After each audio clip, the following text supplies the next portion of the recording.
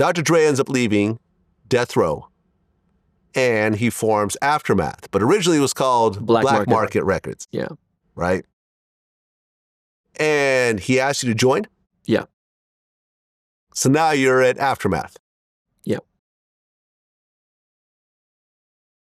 Now, you were there when Dre was making Heat for 50 Cent and everything else like that? Yeah, that was later on, though. I mean, we had some struggles. We were going through some struggles big time early on. Right. Like, we had an album called Aftermath Presents, and we had, Yeah, that was probably the least performing Dre project ever. Been There, Done That was on that. Yeah, but I think Straight Outta Compton might be even less than that.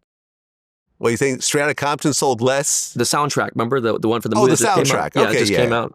Was that? Well, that was the Compton. It was called Compton. Whatever it was. Yeah. Yeah, that wasn't great either. Yeah. Right. But. Yeah, we went platinum, by the way. Yeah, but platinum. But it was for definitely Dre, very underwhelming compared to like what that was when Dre was like, yeah, I'm not doing gangster music anymore. Yeah. I've turned a new leaf. And well, look, the cool thing was, Been There, Done That was a video that no one ever seen in hip hop. And then to like change and immediately do the tango, the tango dance with the girl. Yeah, Michael Jai White, his wife, was the dancer in that. Yeah. So, it was a crazy time then. We were figuring things out. Stu Fingers, Krista Glove Taylor, Butta. Who else is in there? Pesci, engineer. Stan the Guitar Man, Kamara, keys, Mel Man.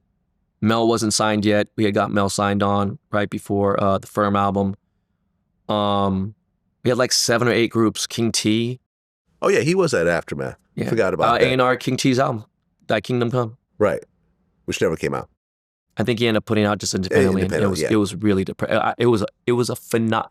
Hit Boy thinks that was one of his it was an amazing album.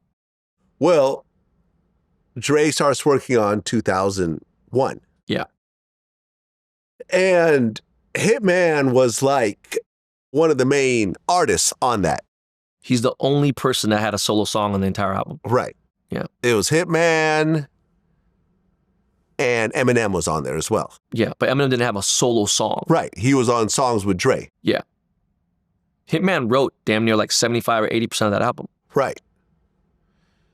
And he signed what you considered was the worst deal in music history. Man. I've been trying to interview Hitman for years. I can't even get a hold of him.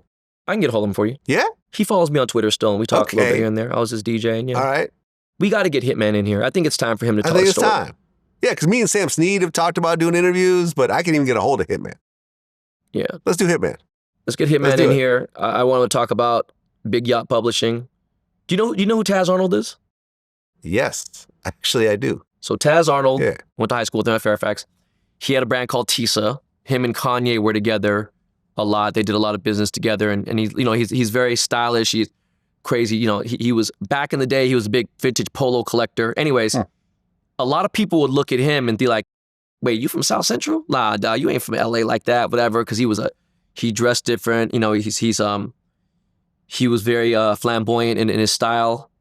He had a company called Big Yacht Publishing, and Hitman was signed to him.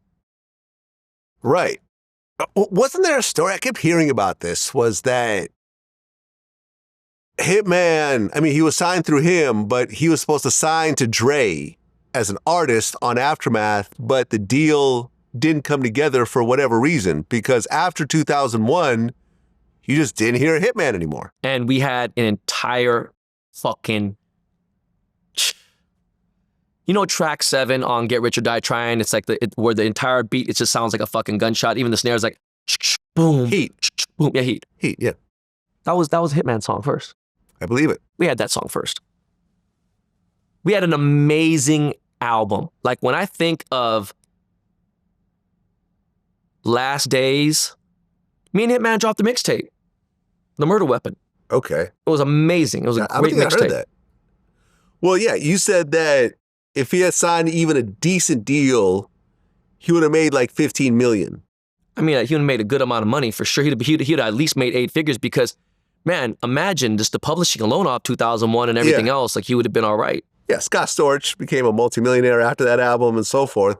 And I guess he ended up having to go back to work a 9-to-5 job. Yeah. Last time I talked to him a few years ago, he was working at a Guitar Center. Wow. Yeah. Right. And you said something. You said, I don't mean to put anything bad against Dre or anything. It was a business. But like, I was like, yo, man, how you letting these dudes like not eat? Like, you know, it's not like you still can't get rich, but they can still eat. It's not right. And you said the whole thing kind of left a bad taste in your mouth. You know, Dr. Dre knew I was going to come with that, right? So I started being loud, and I've always been a loud person. Then he fired me. So he let me go, and that was it. I couldn't even get a hold of him. And it was like my studio card was revoked the whole nine. Yeah. So you and Dre got into an argument over Hitman? We got into an argument over something he says that it had nothing even, it was, I had an argument with Sugar Free's, I guess at the time, manager. Okay. I don't even know how that even was relevant to anything, but I think at that point, Dre fired somebody over getting the wrong pillows. And I was like, Jesus Christ. You know, and there's this guy, Larry, who ran everything, and I think still to this day, he's with Dre and runs everything. And I think there was deeper shit. And you know what? The thing is this. I saw him after being let go, and I take the positive out of it instead of the negative. I could have been like, oh my God, I'm the victim or this and fucking this. I've been able to say his name a million times or whatever and been able to get in doors and do certain things. I was able to turn it into a positive. So like how my life's all right. I mean, right? You don't think like, you know, I don't even show anything off. You know, I just feel like, I think people kind of, I mean, I would think that a person with somewhat some common sense in their head would know that I live a pretty decent life. And I've lived a very, very blessed life. And so, you know, I think he said some of the most encouraging things to me. He said some of the most hurtful things to me. But it all motivated me because, you know, like we were in the studio one time and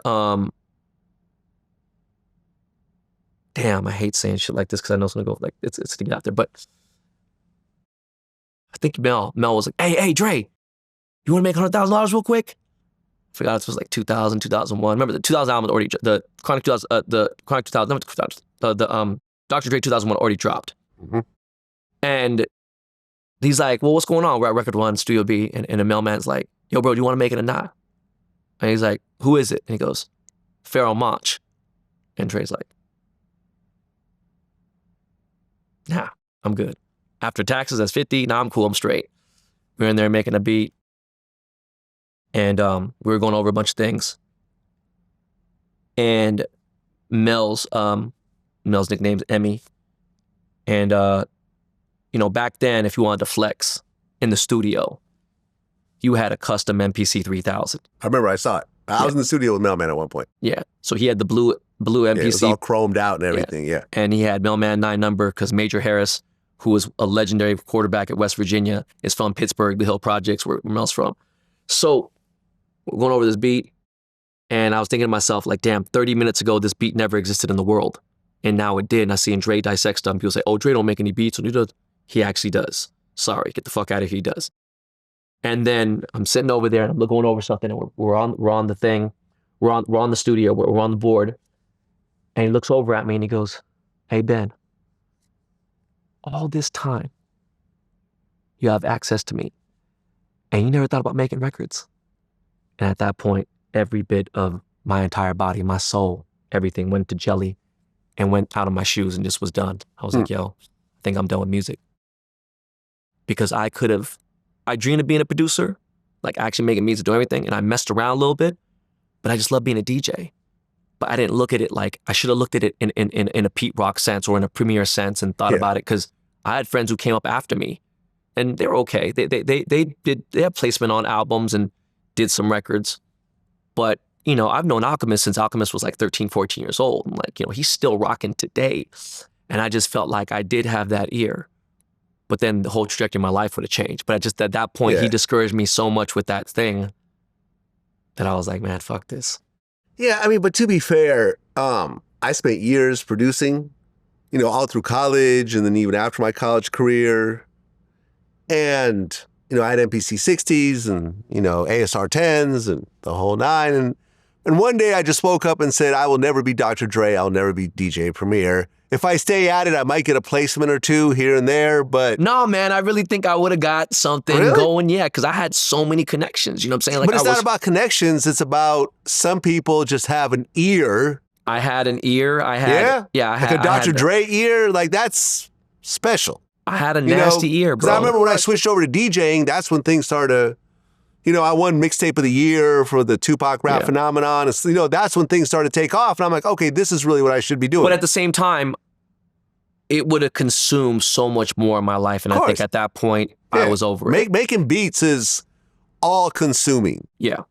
And unless you take a brand new artist and blow them up, you're just hoping to get a placement here and there. I did management for a little while. I did all kinds of stuff. I was trying to figure out. And I just said, fuck all this. It's a rough business. So I don't look back on my time as a regret. I'm just saying, had Dre said something in like 96, I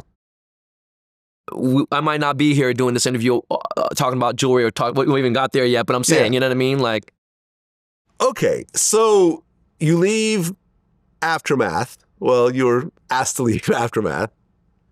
And you actually started selling weed at one point, around 98? I was selling weed even during the time I was at Aftermath. Okay. And back then it was completely illegal. Yeah. And you were moving like 500 pounds a week? Yeah. And the funny thing was, my old assistant, Marlene, at Priority Records, when I was head of A&R, she saw me out at a party, one of Shaquille O'Neal's parties. And she knew I was at Aftermath, and there's certain things where like, okay, look, a VP at A&R back then probably make, depending on how many hits you had, because you have points. Remember, like, if you had a record and you had a hit and you had a point on it, you could easily have a couple $100,000, right? But the average big A&R back then at a hip-hop label, not at like Sony or at like Atlantic or Warner Brothers, at a hip-hop label, I would say it was probably anywhere between 120 to 200,000. Okay? But when you pulling up in like all Versace and shit like that, Marlene was my assistant. She knew exactly what I was getting paid and everything, right? So I pull up to a party and she knew I was at Aftermath, see some old people, friends of mine, and she pulled me aside. She goes, yo, and she's from the hood. She went to high school with Keyshawn Johnson, all them. She went to Dorsey High, famous LA high school. And she looked at me and I was buying bottles of champagne and she was like, and Jermaine Dupri's there and all that, whatever. So my table's up next to these guys and she's like, hey, you slanging dope now? And I was like, wow. She was my assistant. She answered my phone. She made my drink. She made my, I know when she's joking, when she's serious.